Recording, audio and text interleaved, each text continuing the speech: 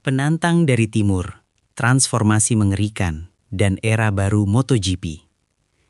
Tidak ada yang benar-benar siap ketika nama itu akhirnya diucapkan. Bukan di lintasan, bukan di tikungan terakhir, melainkan di sebuah wawancara yang terdengar tenang, namun mengguncang seluruh pedek. Seorang juara dunia superbike datang dari Turki, berdiri di ambang dunia MotoGP, dan dengan keyakinan penuh, ia menyebut satu target yang selama bertahun-tahun dianggap tak tersentuh. Marc Marquez. Bagi sebagian orang, itu terdengar seperti keberanian. Bagi yang lain, nyaris seperti kesombongan. Namun bagi MotoGP, itu adalah awal dari sesuatu yang jauh lebih besar dari sekedar duel dua pembalap. Dan saat perhatian publik tertuju pada satu tantangan itu, di balik layar, perubahan yang jauh lebih mengerikan sedang disiapkan. Perubahan yang bisa mengubah wajah MotoGP selamanya. Toprak Razgatlioglu, sosok yang terlalu dekat dengan publik. Toprak Razgatlioglu bukanlah pembalap biasa. Di tengah pedek MotoGP yang didominasi Eropa Barat, ia datang membawa identitas yang berbeda. Turki, Timur, dekat dengan Asia. Dan bagi jutaan penggemar, terasa jauh lebih personal. Ia bukan hanya cepat, ia menghibur, stopi di garis finish, selebrasi yang spontan, senyum yang selalu muncul, bahkan setelah balapan berat. Toprak membangun hubungan dengan publik dengan cara yang jarang dilakukan pembalap modern, tanpa jarak, tanpa topeng. Namun justru disitulah masalahnya.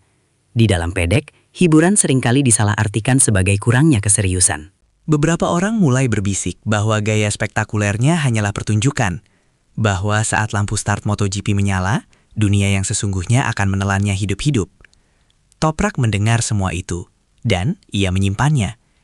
Karena jauh di balik aksi-aksi teatrikal itu, ada satu obsesi yang terus tumbuh, keinginan untuk membuktikan bahwa ia bukan sekedar penghibur.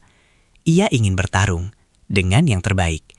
Dan ketika akhirnya ia berbicara, ia tidak memilih target yang aman. Satu nama yang membekukan pedok. Marc Marquez adalah legenda, katanya. Nada suaranya penuh hormat. Namun kalimat berikutnya membuat suasana berubah drastis. Tujuan utama saya adalah benar-benar bertarung melawan Marc Marquez. Marc Marquez bukan sekedar pembalap. Ia adalah era. Ia adalah standar. Ia adalah pembalap yang membangun reputasinya dengan mengorbankan tubuhnya sendiri, bangkit dari masa-masa tergelap, dan kembali menang ketika banyak orang sudah berhenti percaya. Menantangnya bukan hanya soal kecepatan, itu soal mental, soal sejarah. Beberapa orang tersenyum tipis, beberapa lainnya terdiam. Karena mereka tahu, jika Toprak gagal, pernyataan ini akan menghantuinya. Namun jika ia berhasil, MotoGP akan menghadapi era baru yang tak terduga. Masalahnya, ambisi sebesar itu hanya masuk akal jika satu hal berubah, dan perubahan itu bernama Yamaha. Yamaha, taruhan terbesar dalam sejarah modern. Yamaha tidak sekedar ingin kembali kompetitif, mereka ingin lahir kembali. Setelah bertahun-tahun terjebak dengan keterbatasan mesin inline-4, Yamaha mengambil keputusan yang nyaris tak terbayangkan, beralih ke konfigurasi V, sebuah pengakuan diam-diam bahwa filosofi lama tidak lagi cukup. Kolaborasi dengan Pramac seharusnya menjadi solusi, namun kenyataannya jauh lebih pahit.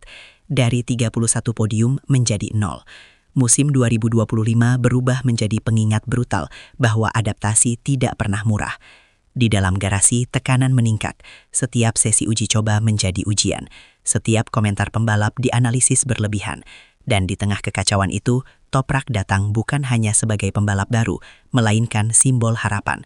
Seseorang yang diharapkan mampu menarik Yamaha keluar dari keterpurukan. Namun beberapa insinyur mulai bertanya dalam diam, apakah terlalu banyak beban yang diletakkan di pundaknya? Karena sementara Yamaha membangun ulang identitasnya, di sisi lain padok, sesuatu yang jauh lebih ekstrim sedang dipersiapkan. Maverick Viñales dan transformasi tanpa ampun. Musim 2026 diprediksi menjadi titik balik bagi Maverick Viñales, pembalap dengan bakat alami luar biasa dan reputasi inkonsistensi yang terus menghantuinya. Namun kali ini segalanya berbeda. Jorge Lorenzo masuk ke dalam hidupnya bukan sebagai penasihat biasa, melainkan sebagai arsitek perubahan total. Bukan untuk memperbaiki, tapi untuk membentuk ulang. Ada yang bilang kami bahkan tidak akan bertahan lama, kata Lorenzo. Ia tidak peduli, hubungan ini bukan kebetulan. Di sebuah pertemuan penting di Indonesia, Viñales mengucapkan kalimat yang mengubah segalanya. Saya akan menjadi prajurit Anda. Bagi Lorenzo, itu bukan sekadar janji. Itu adalah penyerahan total. Ia tidak mencari bakat mentah. Ia mencari kesiapan mental. Latihan berubah, rutinitas berubah. Tidak ada ruang untuk setengah niat. Beberapa orang di dalam tim mulai merasa atmosfer garasi berubah. Lebih sunyi, lebih tegang. Karena Lorenzo tidak ingin sekadar menang. Ia ingin mendominasi. Dan targetnya jelas. Menjadikan Viñales pembalap nomor 1 KTM.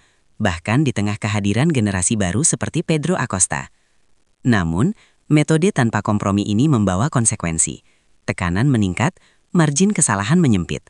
Dan ketika satu pembalap dibentuk ulang dengan cara ekstrim, yang lain justru hampir kehilangan segalanya. Joan Mir, juara dunia yang hampir dilupakan. Joan Mir tahu rasanya berada di puncak. Namun ia juga tahu bagaimana rasanya jatuh begitu dalam. 4 tahun tanpa podium, rangkaian kecelakaan, keraguan yang tumbuh di setiap balapan. Honda bukan tempat yang ramah bagi pembalap yang membutuhkan kepercayaan diri. Motor itu menuntut agresi, menuntut keberanian, dan Mir terpaksa mengubah dirinya. Dengan Suzuki saya harus halus, sekarang saya harus menyerang, katanya. Titik balik datang di Barcelona. Pembaharuan kecil namun dampaknya besar. Koneksi mesin membaik, aerodinamika lebih stabil, dan di Motegi, sesuatu yang hampir tak dipercaya terjadi. Mir kembali naik podium. Bukan hanya pencapaian pribadi, tetapi simbol bahwa Honda masih bernapas. Kebangkitan itu belum sempurna. Konsistensi masih menjadi masalah. Namun satu hal menjadi jelas, ia belum selesai.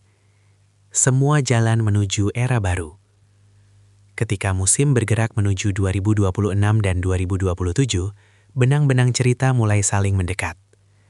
Toprak dengan Yamaha baru, Viñales yang dibentuk ulang oleh Lorenzo, Mir yang perlahan bangkit bersama Honda. Dan di tengah semuanya, satu nama tetap menjadi tolok ukur. Marc Marquez. Legenda yang kini bukan hanya pembalap, tetapi simbol tantangan itu sendiri.